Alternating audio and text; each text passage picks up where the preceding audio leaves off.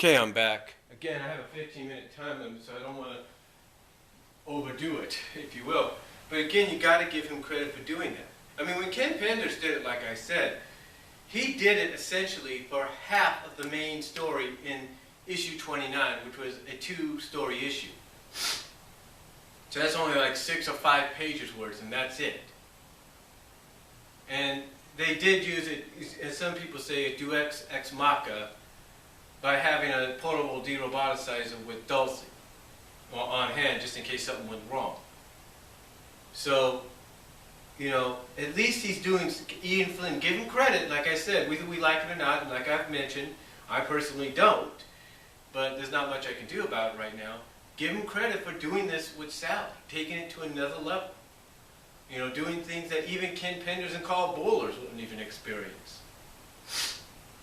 Or wouldn't have thought of. I mean, literally, you have him not only you have Ian Flynn not only writing Sally being roboticized, but writing the fact that, and this has been a very controversial fact, writing the fact that she's now been modified and weaponized, which over the past year or so has been a huge topic.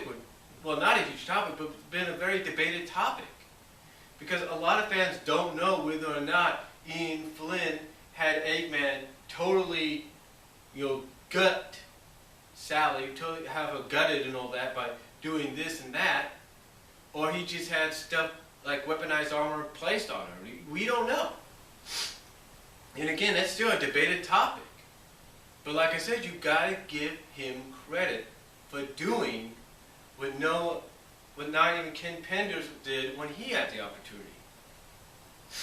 Whether we like it or not, and again, like I said, personally I don't, and whether we feel he's accomplished a lot with that or not, me, I don't really know yet. I'm in the middle, along with a lot of people. But you've got to give him credit. You've got to give him credit where credit is due by doing that. Because again, just like with Fiona, it's a calculated risk. It's a very calculated risk. Another thing you got to give him credit for is that with this story arc, and I mentioned this in my pros and cons, and this being one of the pros, is he's given a lot of other characters time to shine. Sure, it may not be, you know, sure, it's in major ways, or maybe in a semi-major way, or just a whatever here and there, but he's given a lot of characters to shine. You know, the Secret Freedom Fighters, he's bringing back some old characters for that. I mean, Larry the Lynx, Harvey who, well, apparently Dan Dreisen doesn't trust in this whole deal. He's bringing him back along with Larry the Jinx Lynx.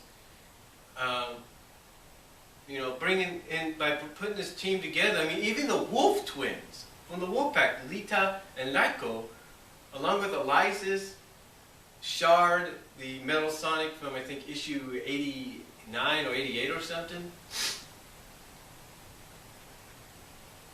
You know, he's bringing all these characters together as this team that, while you have team fighters, Sonic, Amy, and Tails going after Eggman, trying to save Sally, you know, finally bring down the Death Egg and all that, and you have Team Freedom protecting New Metropolis.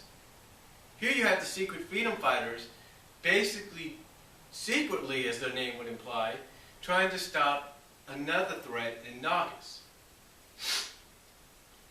or trying to reveal the truth about it. So you've got to give them credit there. You've got to give them credit where it's due for giving those characters spotlight time.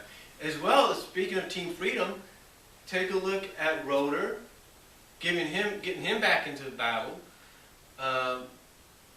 You know, you got Cream, who's part of the team, even though some people feel it's not really necessary.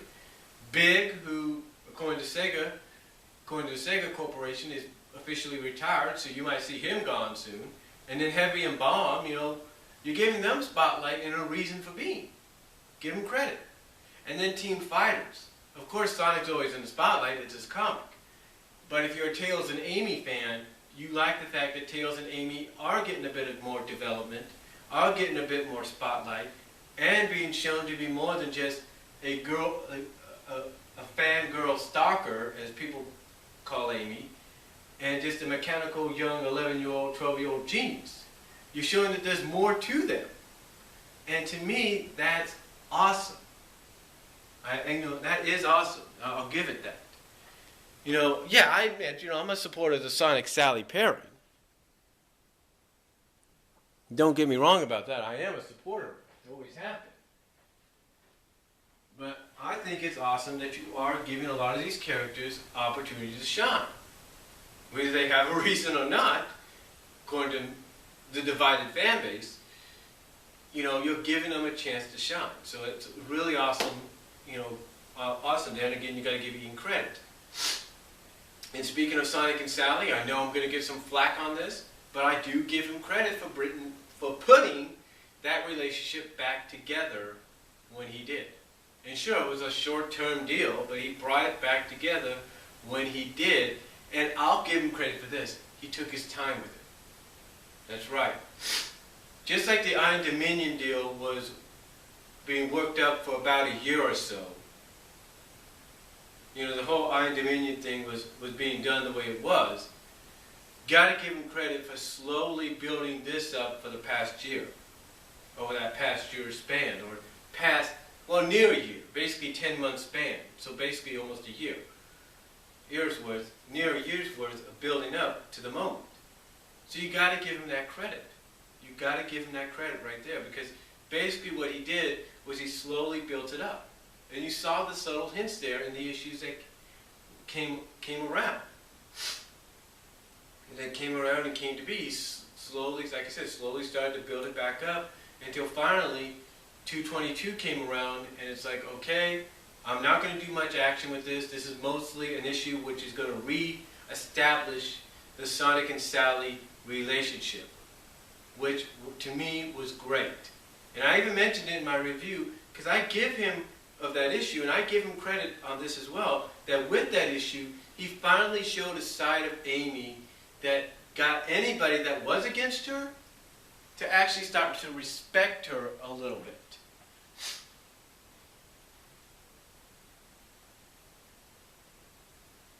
That's right, to actually respect her a little bit. And let me explain. You see, like I just mentioned, a lot of people always looked at Amy as a fan-girlish stalker of Sonic, who is always feeling, hey, I'm the only one that's for Sonic. I'm the one that Sonic should be with. I'm this, I'm that, I'm this, I'm that. But in this issue, I give Ian Flynn credit for actually showing a side of her that's mature. It's willing to say, hey, look, if being with Sally makes Sonic happy, then it makes me happy. Now, she did mention and say, yes, someday me and Sonic will be together, because she still firmly believes that. And, you got to believe in your dreams, right? But to me, by having her do what she did and having her say what she said, to me showed a sign of maturity. And again, in my honest opinion, had those that were against Amy in the comics actually sort of start to respect her. Not like her, but respect her more as a character. And I think the one last thing I got to give him credit for is being able to work through all the adversity and all the changes that has been going on within and inside and outside of Archie Comics. Because when you think about it, Ian Flynn has had to do a lot. I mean, I'll give him credit for the fact that he's writing not one, not two, not three, but four titles. 4 comic book titles. If not 5, if you want to look at the Salem comic when it came out. But actually four main titles he's working on. The Sonic comic, Sonic Universe, Mega Man, and Crusaders. I will give him credit for doing that and trying to find the time to do it. I'll also give him credit for trying to work around the adversities and the changes that are happening within and without Archie Comics. I give him credit for trying to adapt to certain situations, like say the whole situation with the Ken Penders characters, whether they're shelved temporarily or not. I give him credit for trying to work through that and try to give people a story similar to what he originally intended, but not entirely. So I give him that credit for trying to work through all this adversity and all these changes. Do I think he should be going through all this? No. I mean, if you're a comic book writer, your main goal is to deliver what you promise, not to have to alter it or anything. So I give him credit there. I give him all the credit in the world for trying to work through all this adversity and all these changes. And one last thing, I know I said that was the last thing, but one last thing, I do give him credit for being ambitious with this long story arc called, as many people have dubbed it, the World Tour II, Death Egg Mark II / Mecha Sally story arc. I give him credit for writing, for trying to pump this story arc out and do it as best he can, if not as quickly as he can. And again, this goes back also to the adversity. I give him credit for trying to pump it out and get it out as quickly as he can, even through the changes, even through the mandates and all that. I give him the credit, all the credit in the world, whether you like the guy or not, for having to go through that. I do. And you can judge me all you want, but out of respect and to show I'm in the middle, I give him that credit. And I give him the credit for being ambitious with this long story arc. You know, I give him that credit because, you know, again, it may not be his best, it may be his weakest strength, and maybe his strongest strengths are the 4 to 6 issue story arcs. But again, you got to give him credit. You got to give him credit for trying to be ambitious. You got to give him credit for wanting to be ambitious and wanting to write something epic, something that'll be like his landmark story, if you will. So you got to give him that credit.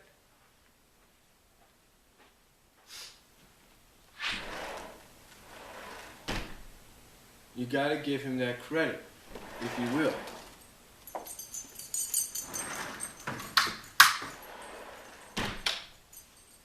Again, you got to give him that credit, if you will, because it's very ambitious. I mean, basically, what he's doing is the dream, is the same thing any writer of any media, whether it's movies,